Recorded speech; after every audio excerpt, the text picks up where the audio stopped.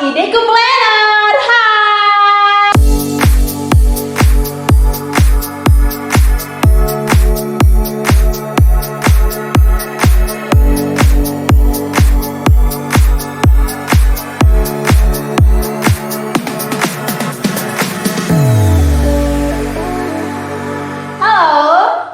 Banyak yang belum tahu ya kalau Ideku Planner punya YouTube sekarang. Jangan lupa di subscribe dan di komen, share, dan nyalakan loncengnya supaya kami terus berusaha berkarya untuk kalian yang ada di rumah.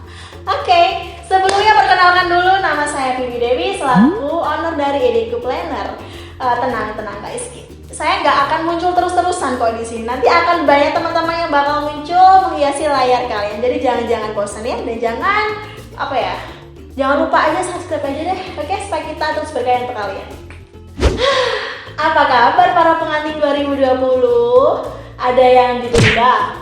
Atau ada yang batal, cancel? Atau ada yang belum married karena nggak ada jodohnya? Sorry. Oke. Berbicara mengenai pernikahan di tahun ini sedikit sedih sebenarnya ya. Karena banyak banget yang ditunda, banyak banget yang memang acara cancel, mundur, dan lain sebagainya.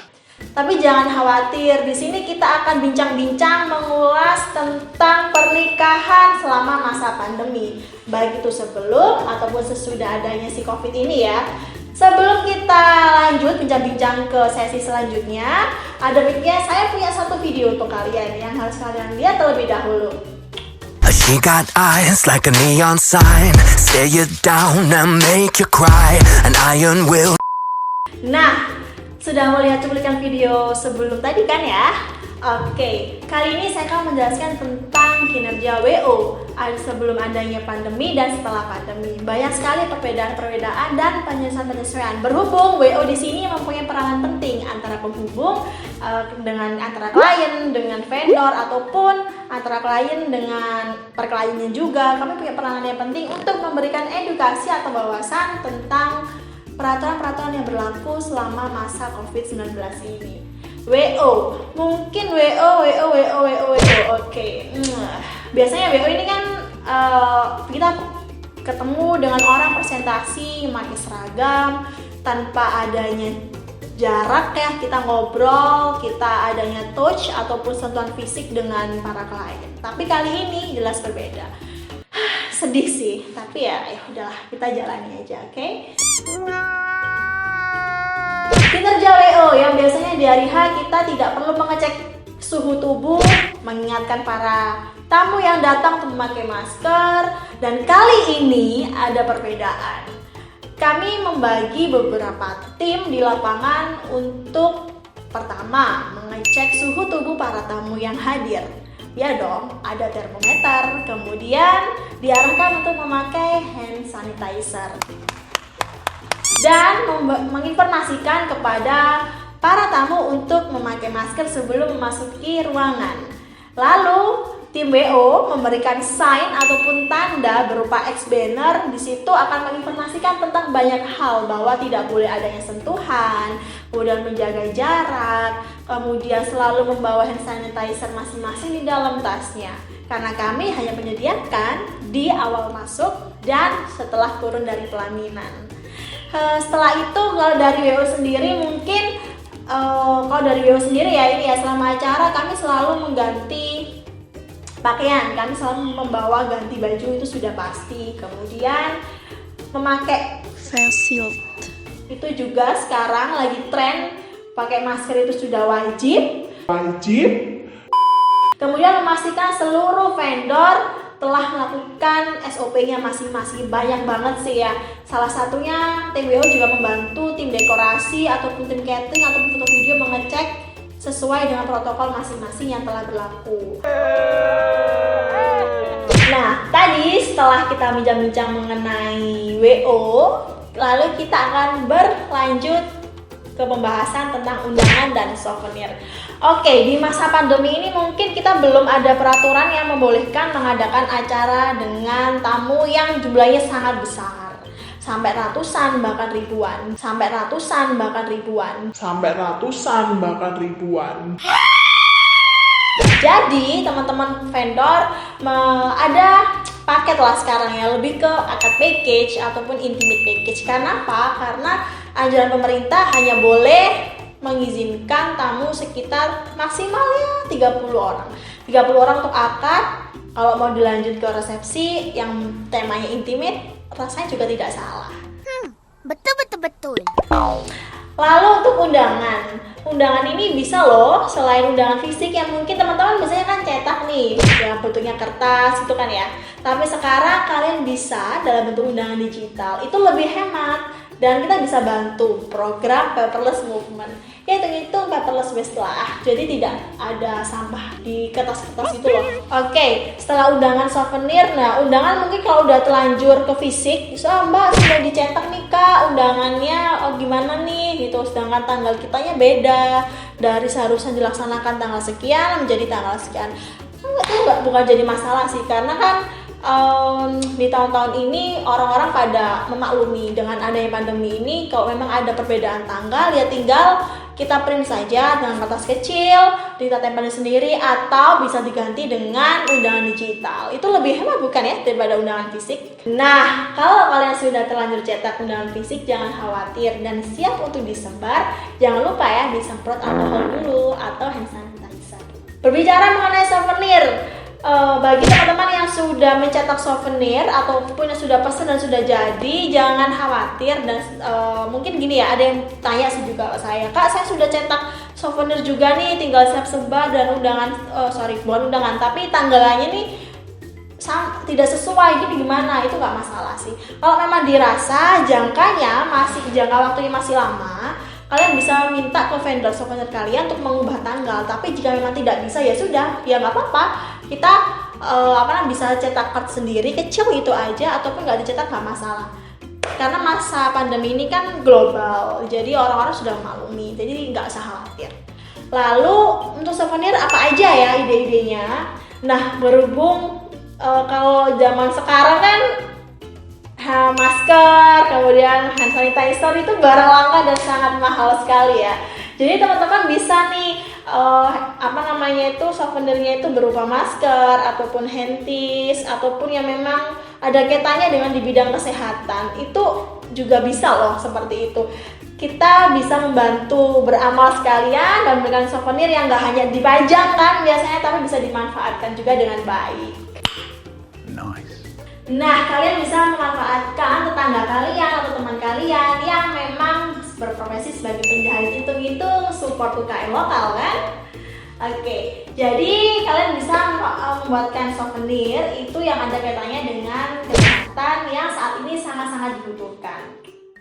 Oke, kita lanjut ke pembahasan berikutnya. Kalau tadi sudah WO, kemudian ada undangan dan souvenir, kita lanjut ke dekorasi. Ini poin penting juga sih dekorasi, karena kan orang itu sukanya ataupun punya impian dekorasi masing-masing ya. Dan kali ini perbedaannya lumayan sedikit kita beradaptasi dengan keadaan. Terutama kita beradaptasi dengan si Covid ini. Dekorasi mungkin teman-teman biasanya dekorasi yang entah lebarnya 16 meter, 15 meter, bahkan 24 meter. Itu depannya ada taman kan, ada taman. Nah ini sekarang diganti. Kalau bisa bukan taman, tapi ada tangga berjenjang yang fungsinya untuk foto bersama.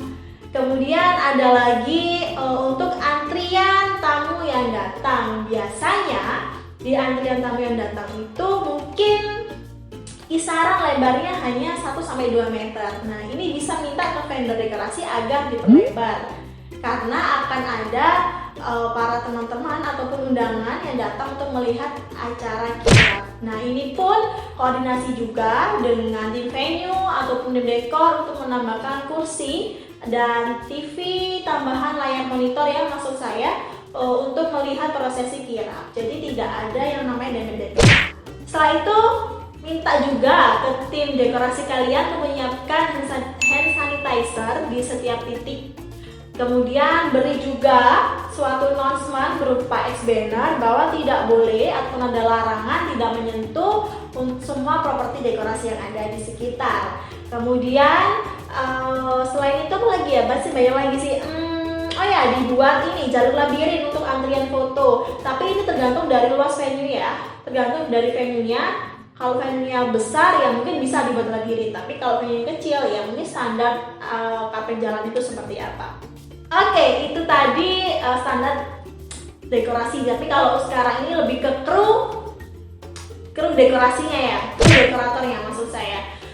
Yang biasanya teman-teman dari tim dekorasi mungkin tidak memakai masker, kemudian tidak disemprot disinfektan dulu. Nah, ini perbedaannya, yaitu para kru yang bertugas itu wajib menggunakan masker. Lalu semua properti dekorasi yang dipakai juga wajib untuk disemprot dengan disinfektan dan memakai face shield untuk perlindungan percakapan antar kru. Kemudian ada lagi, harus ada PIC ataupun owner lah ya yang berada di lapangan pada saat proses dekorasi guna untuk mengatur serta mengkontrol apakah sudah sesuai berjalan dengan standar protokol kesehatan.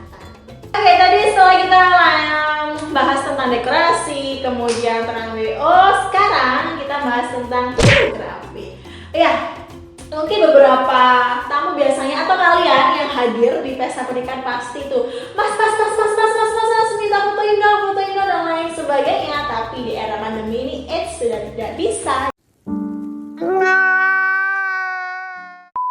Jadi kami menghimbau teman-teman yang sukanya meminta meminta foto ke para fotografer atau tim BO. Kami mohon maaf yang sebesar-besarnya karena kami tidak bisa membantu kalian karena himbauan pemerintah tidak dianjurkan untuk meminta foto ataupun difotokan ke vendor fotografer, videografer, dan tim BO. Ya, karena penyebaran COVID ini kan sangat cepat sekali ya kan. Jadi kita menghindari dan mengurangi untuk bersentuhan dari handphone satu ke tangan satu ke tangan